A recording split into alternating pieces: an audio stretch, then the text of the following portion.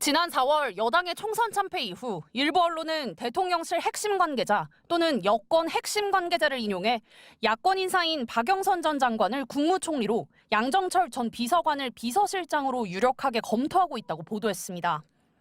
파격적인 인사인 만큼 관심과 논란이 컸는데 대통령실은 검토한 바 없다, 황당하다고 강하게 부인했습니다.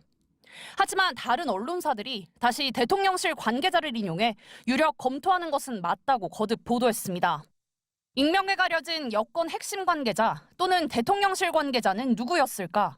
정치권에선 이른바 김건희 여사 라인이 박영선, 양정철 기용을 검토한 뒤 여론 파악에 나선 거란 얘기가 돌았습니다.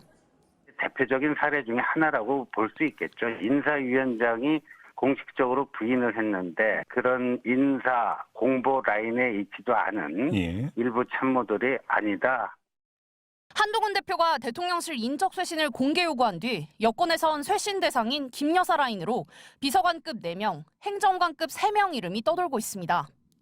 7 간신이란 자극적 표현도 등장했습니다. 대통령실은 비선 라인은 없다고 일축했습니다.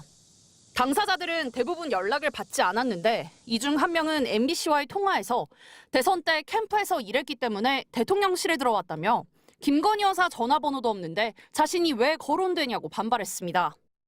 대통령실과 당사자들의 부인에도 불구하고 이들의 위세에 대한 소문은 끊이지 않았습니다. 7명 중 1명의 공공기관장 내정서를 두고 대통령실 고위 인사가 문제 있다고 지적했는데 오히려 이 고위 인사가 질책을 받았다는 소문이 대표적입니다. 여론조사기관 리얼미터의 조사에서 윤 대통령의 국정 지지율은 25.8%로 2주 만에 다시 역대 최저치를 기록했습니다. 한동훈 대표는 인적 쇄신 요청을 수용하면 국민 신뢰를 회복할 계기가 될 거라고 대통령실을 압박했습니다. 재보궐선거 이후 이뤄질 독대에서 김 여사 문제에 대한 해결을 요구할 한 대표에게 윤 대통령이 어떤 답을 내놓을지 주목됩니다. MBC 뉴스 구승은입니다. 대통령실 인적 쇄신을 공개 요구했던 국민의힘 한동훈 대표가 김건희 여사 라인이 존재해서는 안 된다고 말했습니다. 자신이 요구한 인적 쇄신의 대상을 명시적으로 밝힌 겁니다. 공적 지위가 있는 사람이 아니잖아요. 국정의 신뢰에 도움이 되지 않는다고 생각해요. 그러니까 그런 라인은 존재하면 안 됩니다. 공개 발언으로 갈등을 키운다는 지적에 대해선 여권 외부가 아닌 여당 대표 요청을 수용해 쇄신의 계기로 삼는다면 국민 신뢰를 회복할 수 있을 거라고 대통령실을 압박했습니다. 당내 친한계도 지원 사격에 나섰습니다. 대통령 관저가 있는 한남동을 따와 김 여사 측근들을 한남동 라인이라 부르며 직무 범위를 벗어나 부적절한 정치 행위를 한다며 대통령실이 선제적으로 조치해야 한다고 요구했습니다. 그러니까 그런 라인이라는 건 없다. 아니면 있다는 건데 있으면 무슨 조치를 하겠다. 이 두 가지 중에 하나 메시지가 나와야 하는 건데. 침묵하던 대통령실도 정면 대응에 나섰습니다.